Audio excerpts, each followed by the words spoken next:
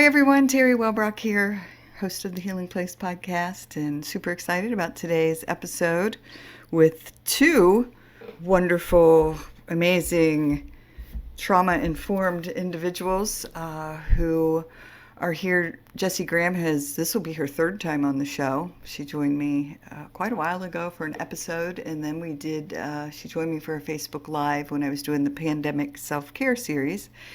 And then Cendie is joining us to talk about her incredible work with her organization. So stay tuned for just an empowering, enlightening, beautiful, beautiful conversation on trauma and trauma recovery. And some great stories. We really shared some great stories. Powerful stories. So yeah, enjoy today's episode. Welcome everybody to the Healing Place podcast. I'm your host, Teri Wellbrock. See the big smile on my face for you watching the video. But you can probably hear it on the audio. So we just had a great discussion before I just hit record, but super excited to welcome back Jessie Graham, who's been on the podcast twice. So those of you who've been listening over the last 5 years, she did a Facebook Live during the Pandemic Self-Care series, and then did another interview, a couple years ago. And she is co-creating change coaching, but is really focusing on parent coaching. And then I am so super excited to have Cendie Stanford with me. And she is founder and CEO of ACEs Matter and so much more. So welcome, ladies. Thank you. Thank you. Let's start with Cendie. Jessie, I know you and I have had beautiful chats before, but Cendie, I'm looking forward to learning about your story with ACEs Matter and the mission of your work. Thank you. I'm so excited to be here. So first, let me thank Jessie Graham, because I have a favorites folder, like Jessie's favorites.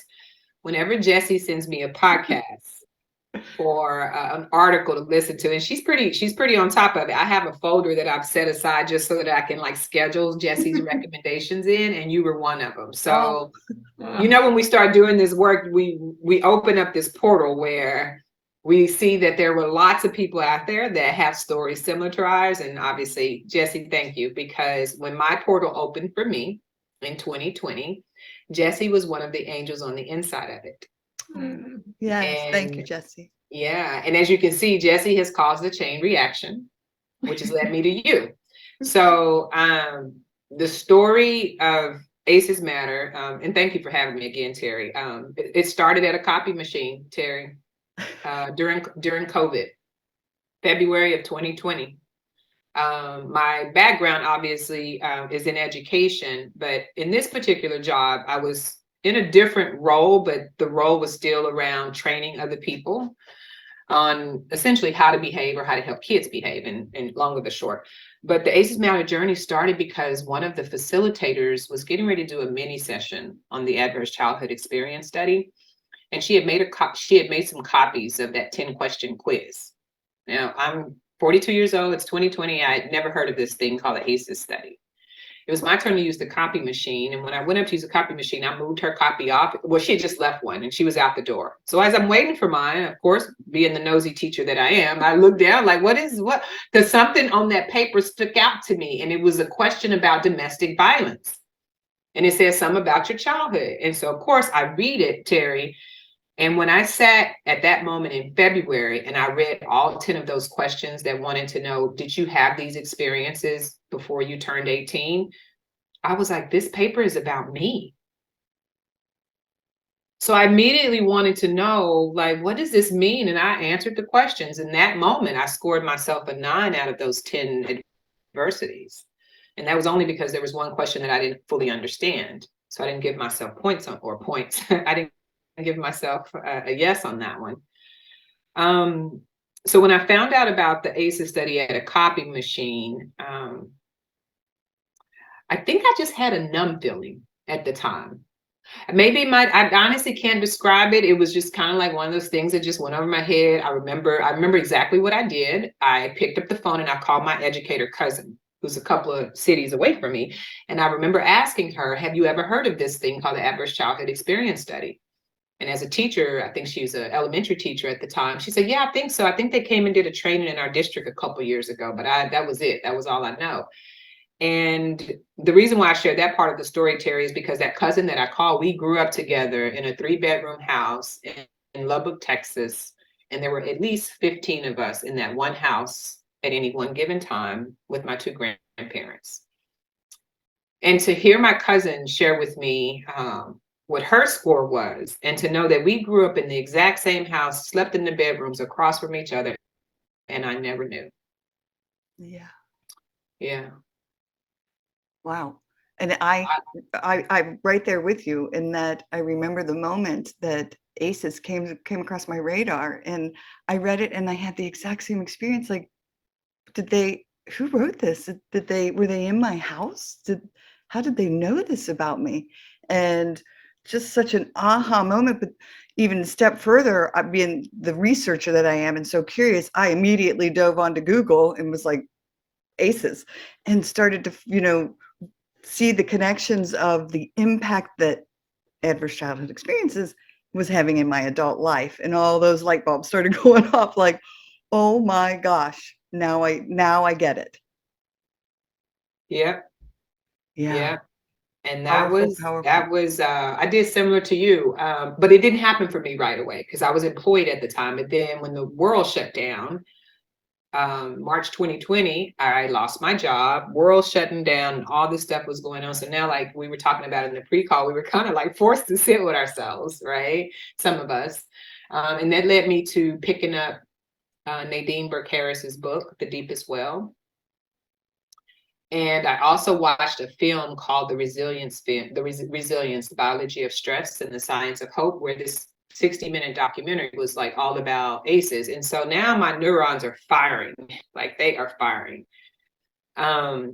ACEs Matter ended up being birthed, Teri, on May 27th of 2020, which was 2 days after George Floyd had happened. And I think I heard one of your previous guests say this, whoever the heavens, something got downloaded to me during that time that all of that division was going on in the world, on the internet, while we were locked in our houses. And it was all lives matter, Black lives matter, blue lives. It was just a lot of hate, right? Yes. And all I could see from George Floyd's story with the pieces that were getting clipped on the media was what potential he had as a child. He was going to be a football player. He was going to do this, and he was so smart, but his mom had to move a lot. His mom was a single mom. They lived in poverty in an area in Houston. There were lots of guns and drugs, and so when I was hearing that, Teri, I wasn't hearing all of that noise. I heard ACEs, which my research brain went, well, what about Derek Chauvin? Let me go Google him and see what I can find out. And sure enough, I Googled Derek Chauvin, and with allegedly the information that you can find on the internet, he had a pretty tough childhood, pretty crappy childhood. There's a divorce involved. There was some psychiatry stuff involved in one article where he was taking the lives of innocent animals at the age of 10. So all the signs were there, Teri, right after the mom and dad divorced.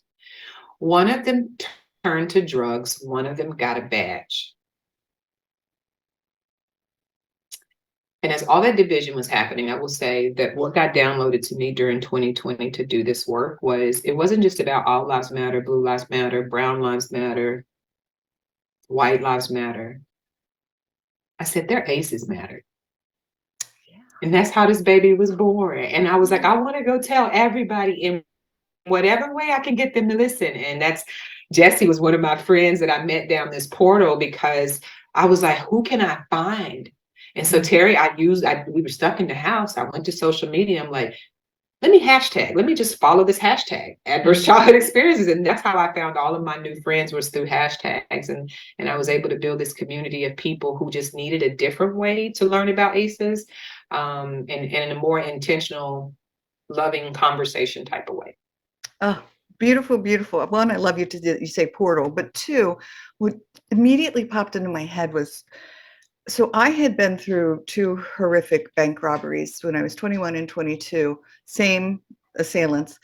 And during the second one, the assailant who had held a gun to my head in the first one used the gun and murdered my coworker during the second one. And so that was like the cherry on the top of a very crappy childhood cake.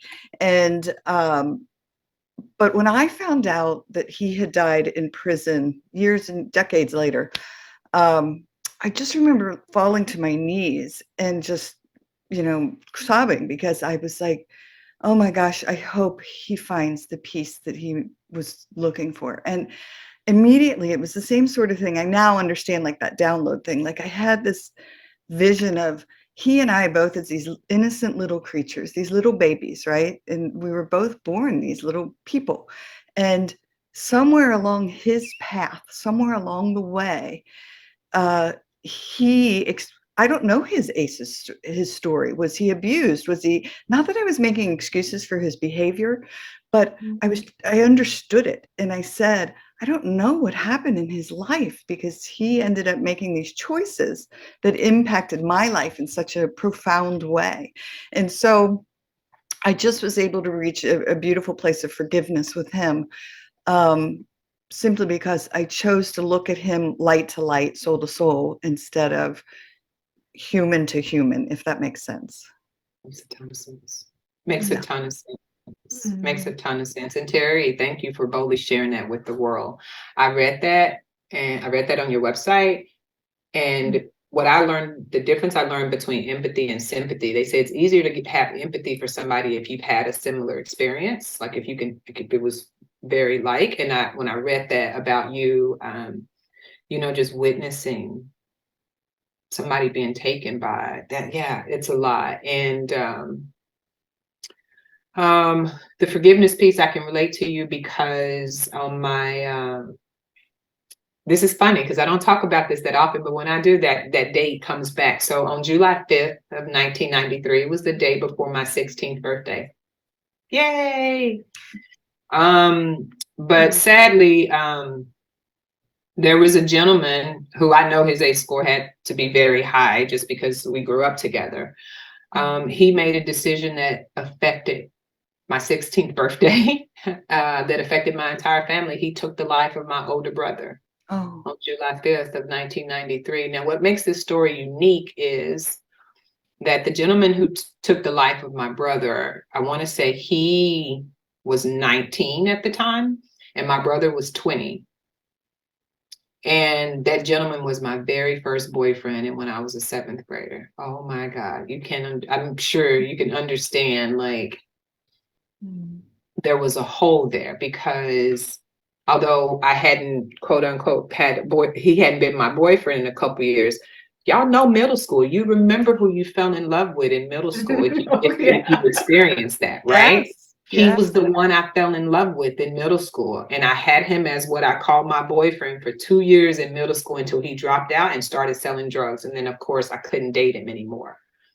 Sadly, the year I'm starting high school is the year I lose my brother to that same boy I had fell in love with. And then to put the cherry on top of the earth cake or whatever, my brother's name is Rodney. And the guy who killed my brother's name was Rodney. Wow. They were both born premature. They were both born within, I'm going to say, broken homes. Like, didn't have dads in their life.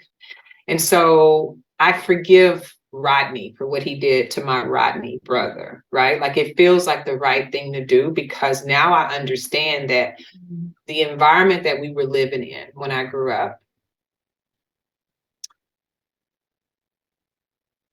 created incidents like that to be okay. And so forgiveness for the listeners, I think, is an important part of the healing process. How can you forgive somebody that took the life of your brother? Well, now I kind of know why he did it.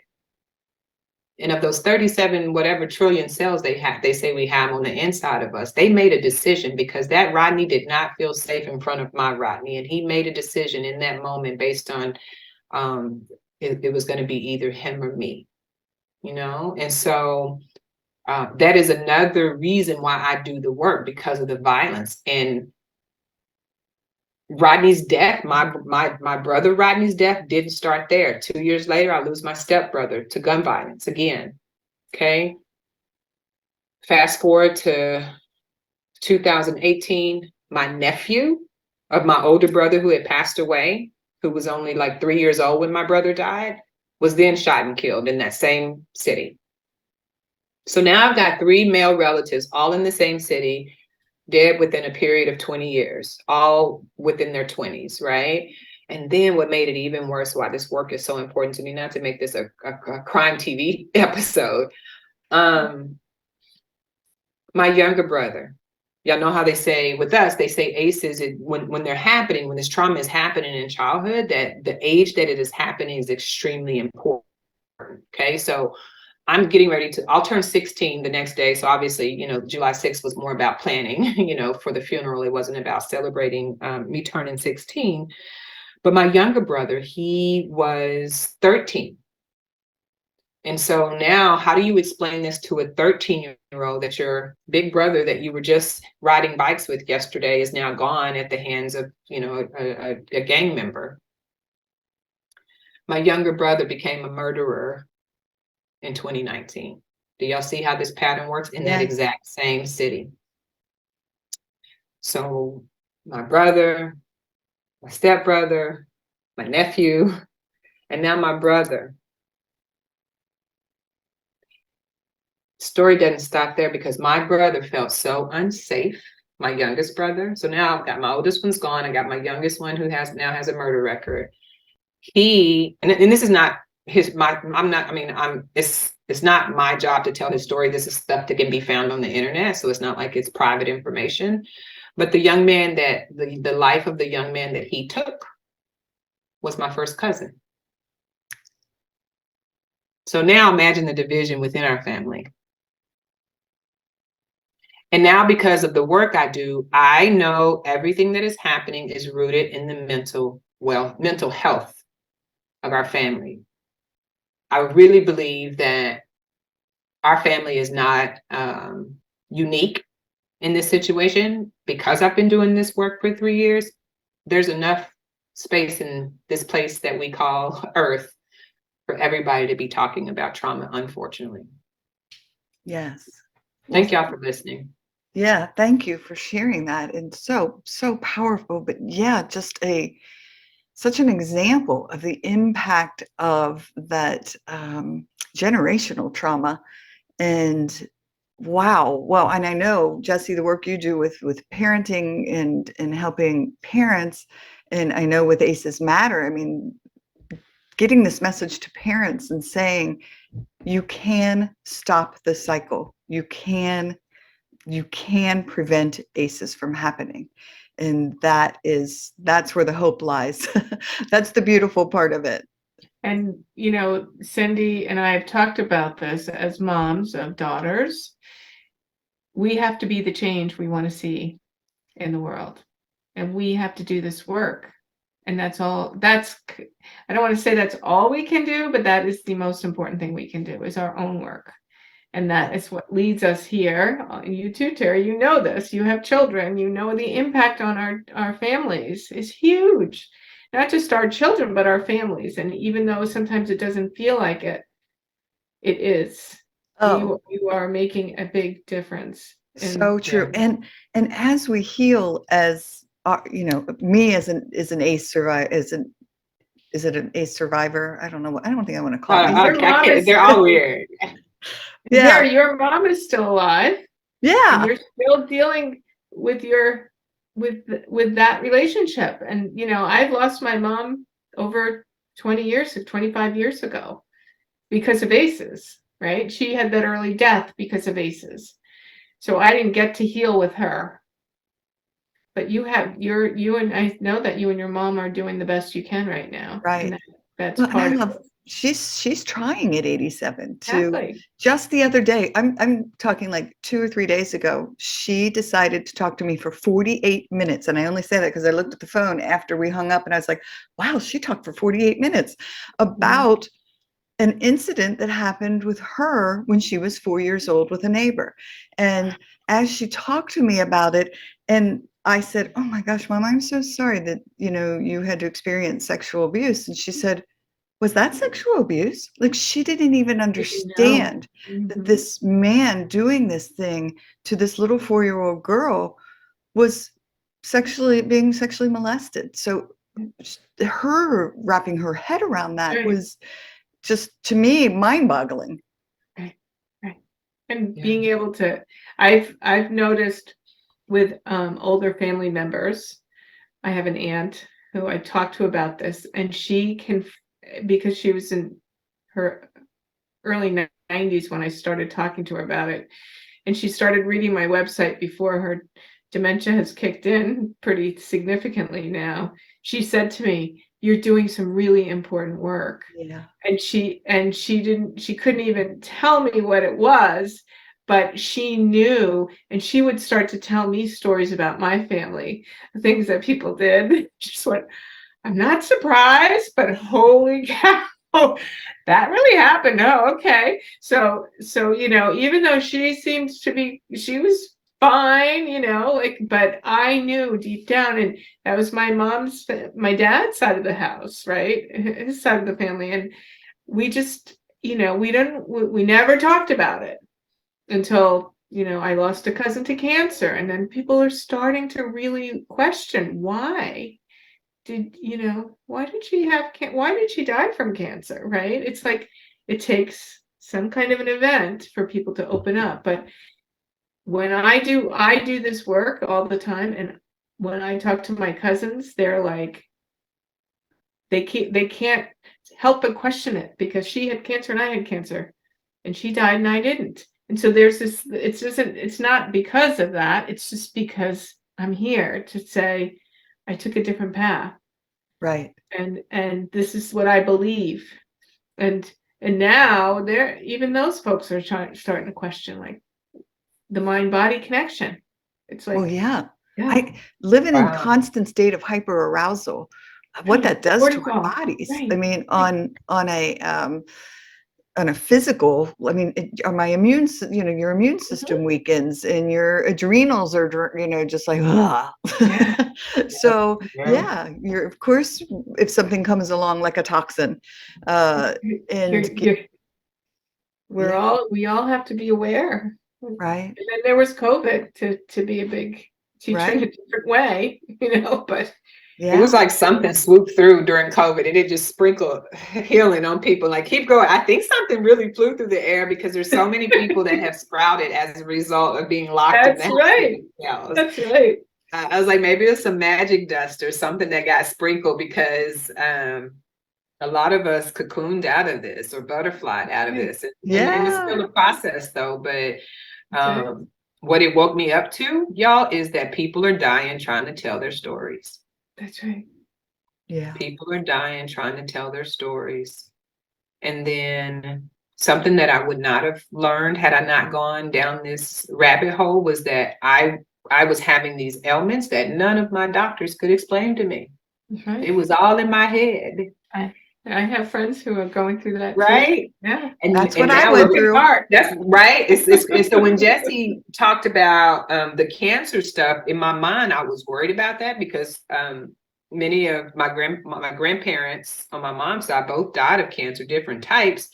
But what this education has taught me now is, well, I'm going to put this in my own words, which again, this is why I started teaching ACEs Matter, because I wanted to say it in a way that made sense to me.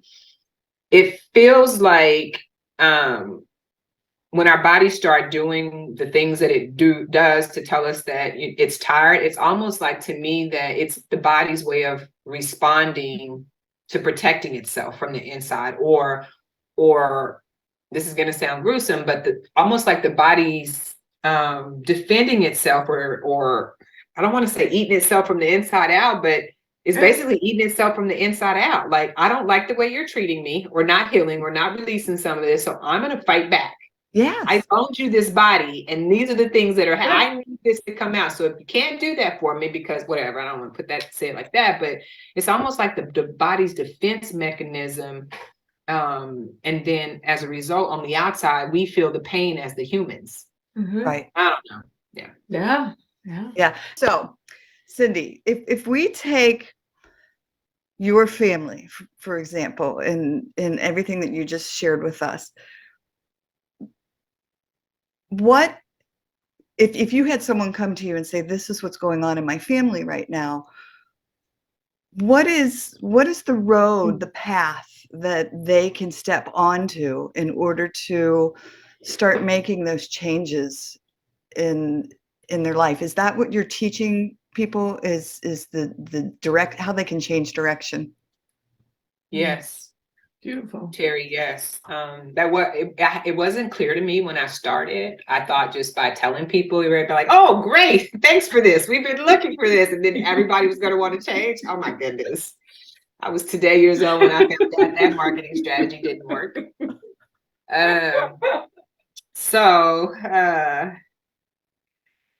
Two things come up now when I talk about ACEs, because I realize that people are going to need a place to turn. Now that you've dropped this Hiroshima bomb, that we've got ACEs and we've taken our score, now what? My goal with ACEs Matter is to not only walk people to the water, but if they need their hand held for a little while, if they need to be shown how to dip the water out of the lake into the bucket, then we'll do that. Because if we think about the impact of ACEs, many of our hands got let go too soon. Yeah. Right. There was nobody to even walk us to the lake or the river or wherever the horse drinks. And knowing that my quote that I live by is, it's easier to build strong men it's easier to build strong children than to repair broken men. There is nothing more true than that statement. Because once our cellular system has become so accustomed to this trauma, right? It's like trying to unring a bell, and that takes time. So what I want people to walk away when they participate in anything that ACEs Matters does is that start with the environment. Start with the environment. Let's take a look at the environment that we are currently in. And if it's an environment that we are not in a place financially to shift, then switch up the environments that you can control. Let's start with social media. Who are you following? What currently has access to your 5 senses, your eyes, your nose, your mouth, your ears, and your skin, that will keep you off of your healing journey? Wow. Let's start with those, okay?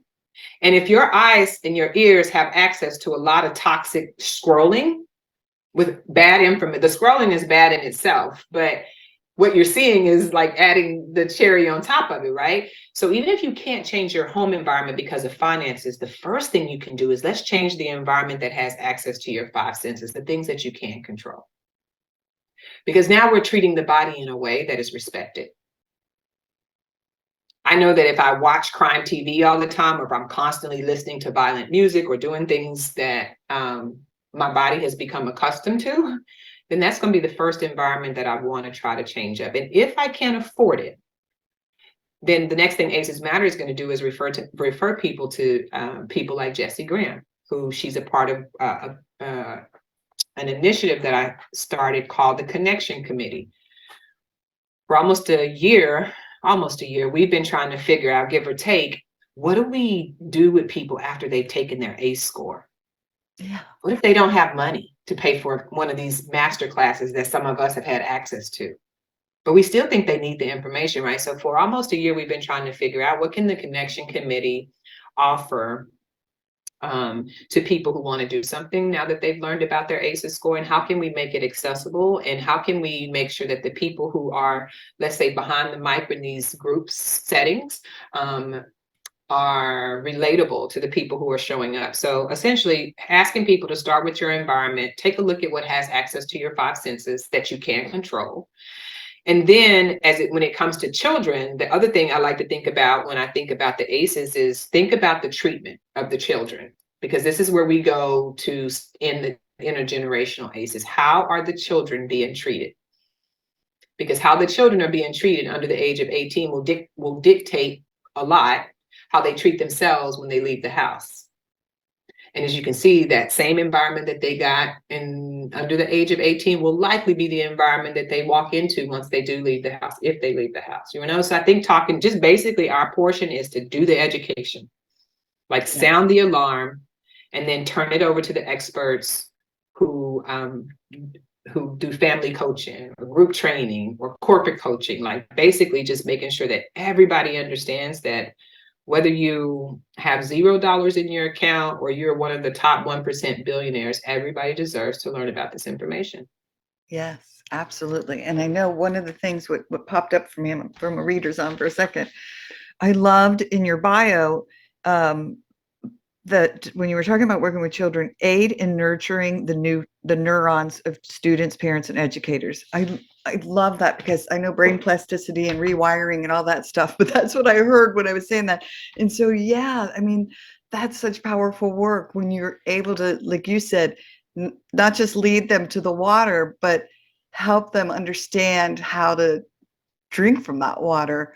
So that those neurons can start to fire in healthier ways and new paths can be created. So I know that's deep and scientific for a lot of folks, but it really is. I love that visual that you presented. So thank you. And if I can just add to that, the work that Cendie does, and we've talked about a lot, is the way this is all done is in conversation.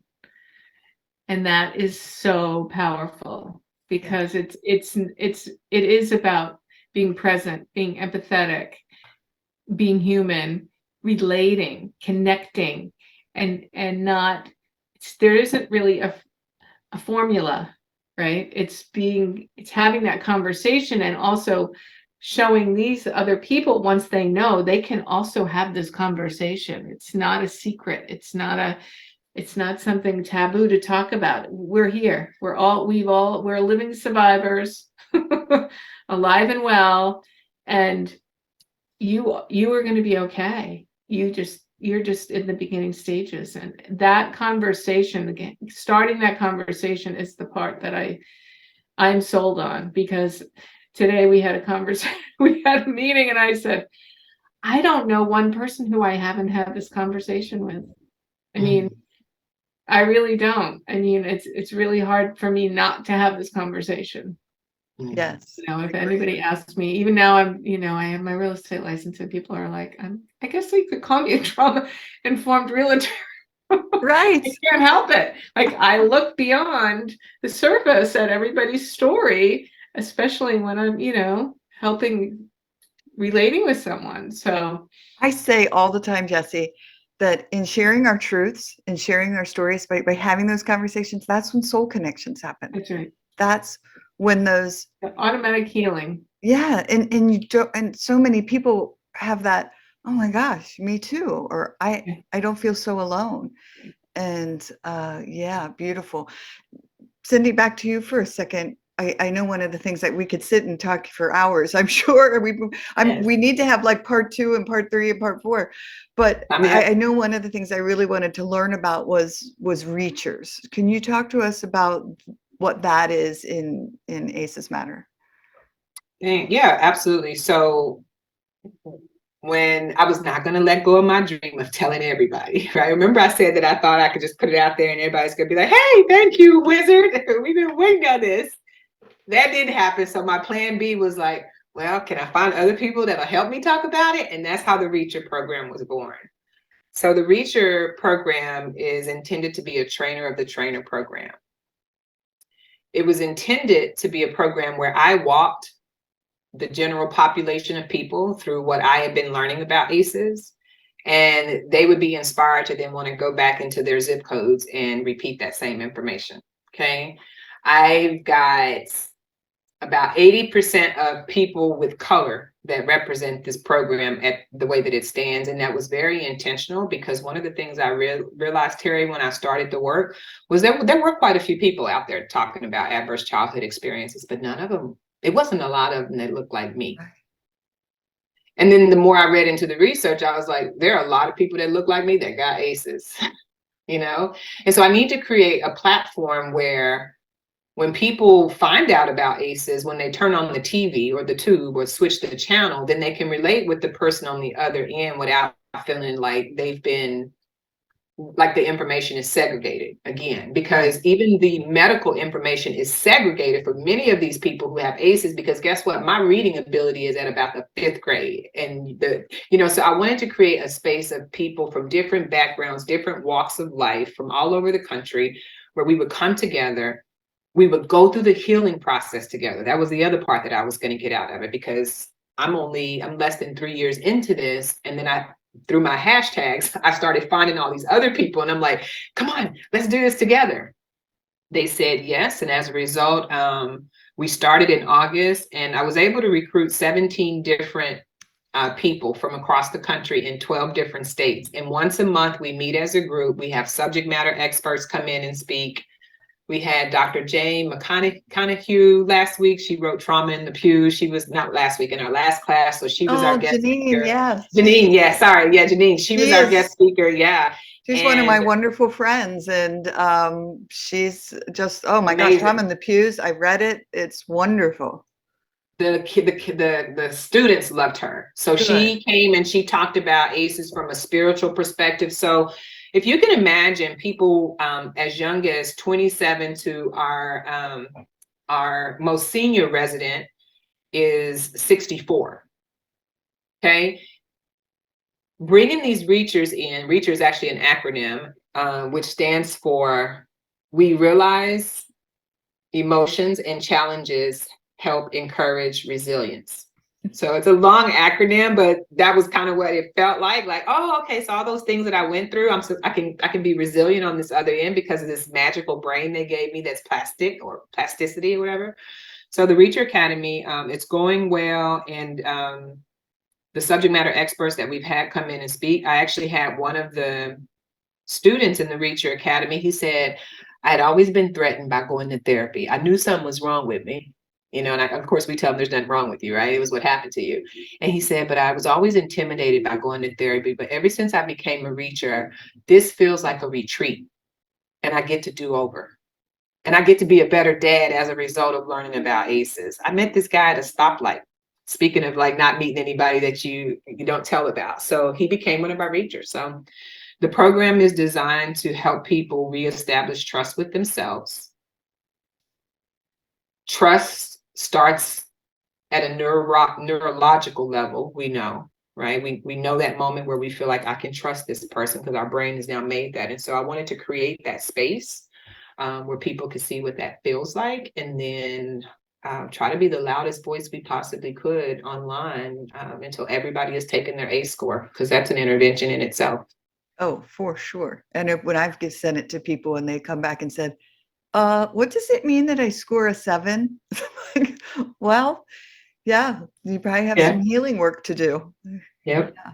It predicts the future. And I said this in a previous interview that now that they've gifted us, Dave, Folletti, and Anda gifted us with this information, and everybody else has had a say in the conversation and research, we know now that many of these outcomes can be predicted. So us in the healing community sector, I think our role could be to prepare healing communities for when people come out of their childhood. It would be nice to intervene right now to try to plug it in, but we also, realistically, there are some people that are not comfortable with being told how to parent. And then there's just a lot of extreme situations that are just out of our control. So I think our duty is to create programs like the Reacher Academy. Create healing podcasts, healing community, places where people can go once they realize that their childhood was kind of crappy or really crappy. Right. Instead of the prisons and the welfare systems that are they've got people lined up that we know most likely 90-something% of them are going to have adverse childhood experiences. Those systems are set in stone, ready to receive them. Yes. Have you met or come across Fritzi Horstman's work? Yeah. One of her employees is one of my reachers. Oh, wonderful. Because yes, just the work she's doing is beautiful in the prison communities. So yeah, well, good. I'm glad. there was something that popped in my head and it popped right back out. So, okay. That's how thoughts work. They come and they go. Thoughts, they I come call and it they go. menopause brain, but all right. So was there anything else that you wanted to touch upon that we haven't had an opportunity to talk about yet, either one of you? I would say, Jessie, take a stab at it. I want to acknowledge the work that Jessie is doing again. The more and more she endorses areas of her life, like the real estate now, I'm like happy to tell my friends, oh, you're buying a house? I have a trauma-informed real estate agent I can refer you to. It would be nice just to see trauma-informed in front of everybody's title. Like really, like no joke. And there's 3 other people on our connection committee that are not here with us tonight, but I do have a feeling we're going to go viral. We're going to be back on your show probably the next couple of years. They are all collectively doing great work in their own respect. Dr. Lourdes Ortiz, I'd love to do an introduction with her, because the value she adds to our small group is that she comes from an asset-based mindset. So whenever we're done giving that cloudy information, she swoops right in with, here's how to replace it, right? Like, here's how to replace some of those thoughts or conversations or some of those cells that are not, doing nice things on the inside. And then Tiffany West, she has this thing where she's all about emotional health from the inside out. And then my other connection committee, Sophia Omasanya, she does something I'd never heard of. And all because I started focusing on ACEs, I learned that there are multiple things I can put into my formula for healing. And Sophia does tapping. Oh, yeah. I don't know if right. EFT. And that was what worked for her. Yeah, that's what worked, the EFT. So it worked for her.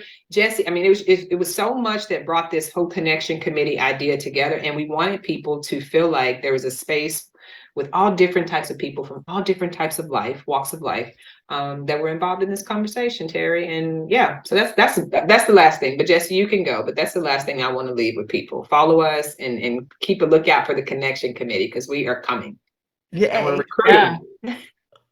I don't really have anything to add. I just want to honor both of you too for this, because when I started doing this work, I don't know, probably almost 15 years ago now, really, like on social media and putting it out there. I'd been going to workshops and doing my own learning, but I felt so isolated.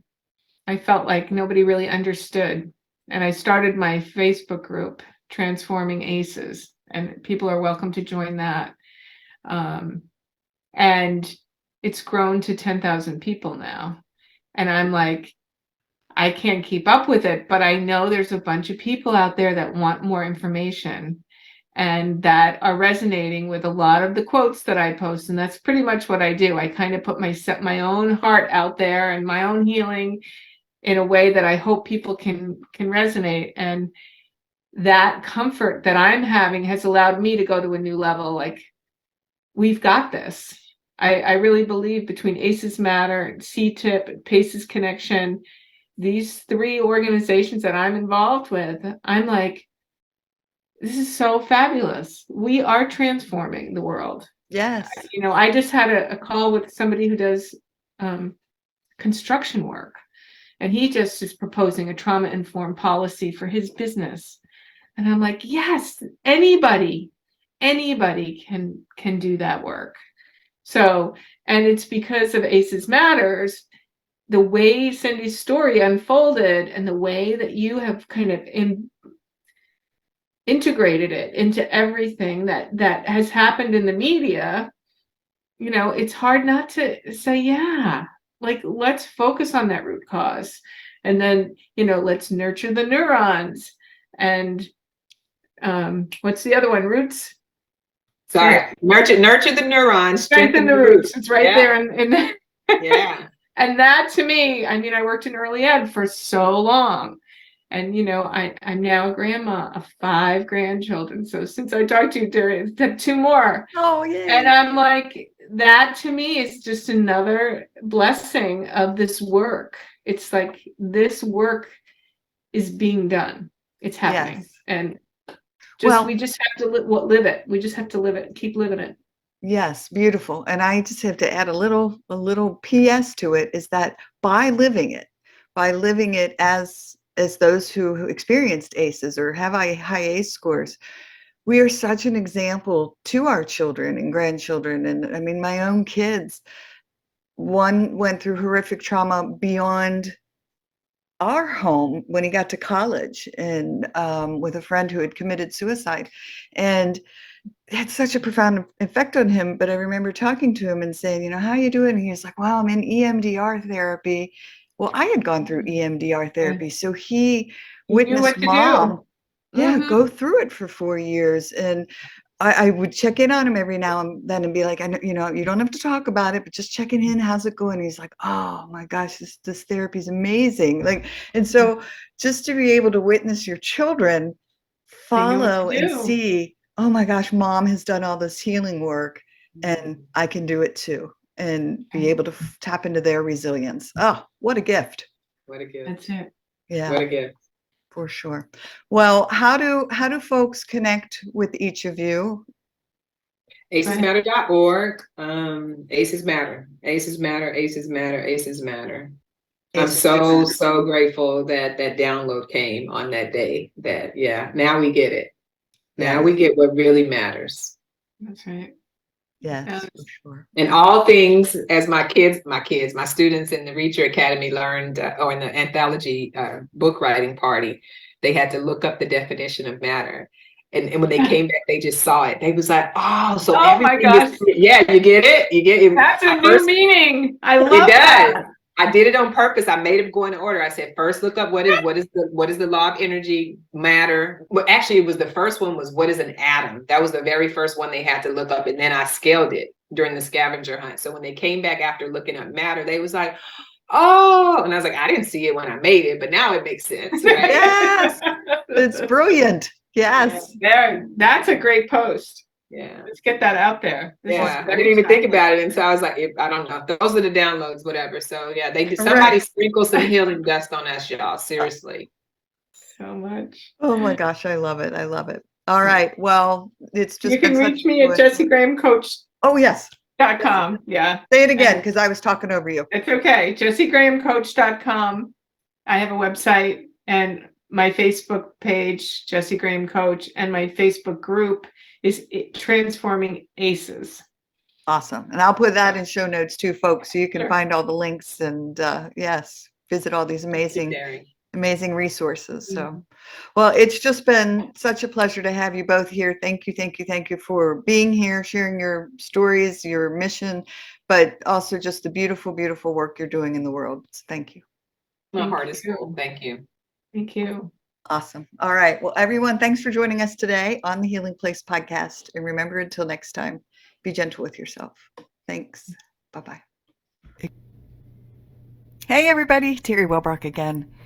Just wanted to thank you for listening to the episode today and remind you to visit my website as well as the academy.teriwellbrock.com for the courses. But if you go to my website, teriwellbrock.com, you can sign up for my monthly Hope for Healing newsletter, which is also jam-packed with information and strategies and blog pieces and guest blog pieces and links to shows.